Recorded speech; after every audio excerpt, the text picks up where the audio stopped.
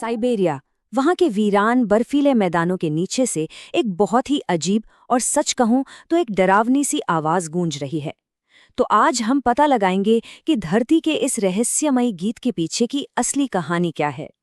कल्पना कीजिए, आप साइबेरिया के उस अंतहीन बर्फीले मैदान में अकेले खड़े हैं और अचानक धरती के एकदम अंदर से एक धीमी, उदास सी धुन सुनाई देती है। ऐसा लगता है जैसे कोई कोरस गा रहा हो। और यही यही वो डरावनी आवाज है जो हमारी आज की पड़ताल का मेन फोकस है।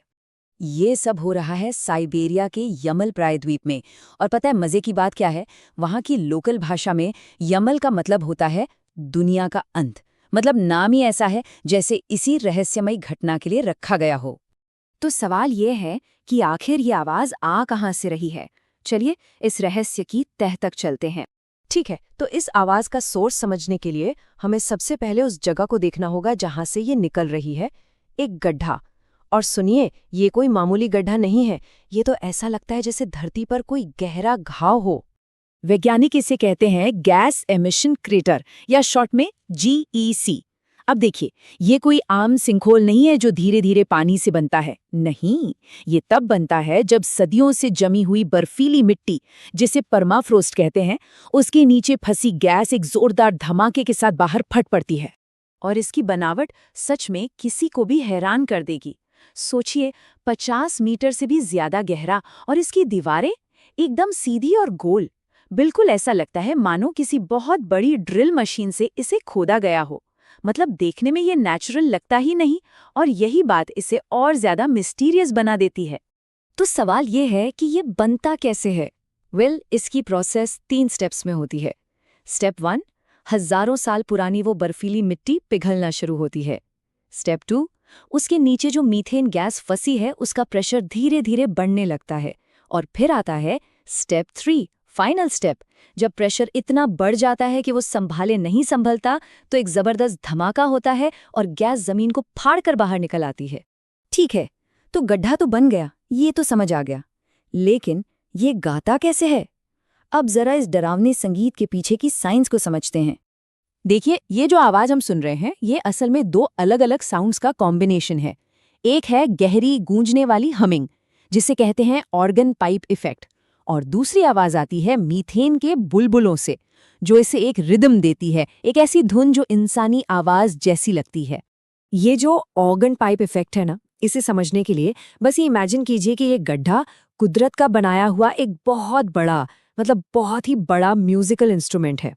जैसे ही हवा इसके मुंह से गुजरती है, ये अंदर एक गहरी, धीमी गूंज पैदा करती है।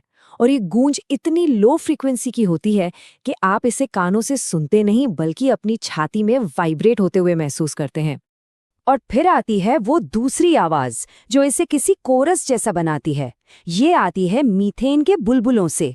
गड्ढे के नीचे जो कीचड़ है, उससे मीथेन के बड़े बड़े बबल्स ऊपर उठते हैं, और जब वो सतह पर आकर फूटते हैं तो उनकी आवाज उस गड्ढे में गूंजती है, और इसी से एक अजीब, लगभग इंसानी आवाज जैसी रिदम पैदा होती है।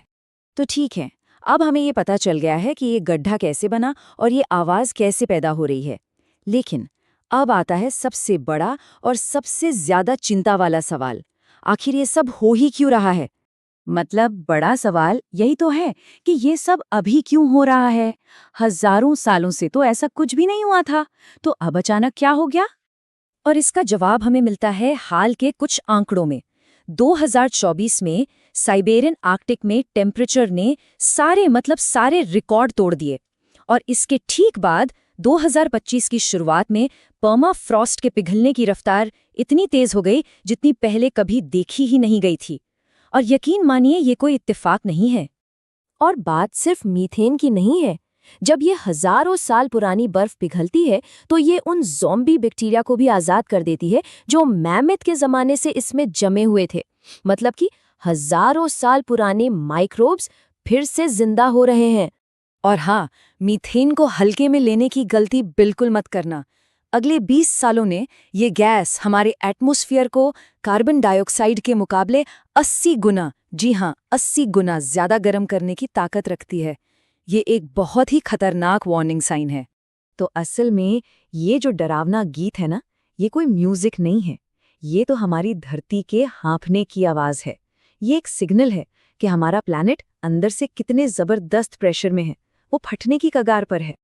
और इससे पहले कि हम आगे बढ़ें, एक बात बिल्कुल साफ कर देते हैं। ये कोई सीक्रेट मिलिट्री बेस नहीं है, ना ही ये किसी उल्कापिंड के टकराने से बना गड्ढा है। नहीं, सच्चाई इससे कहीं ज्यादा सीधी और कहीं ज्यादा चिंताजनक है, और इसका सीधा कनेक्शन है क्लाइमेट साइंस से।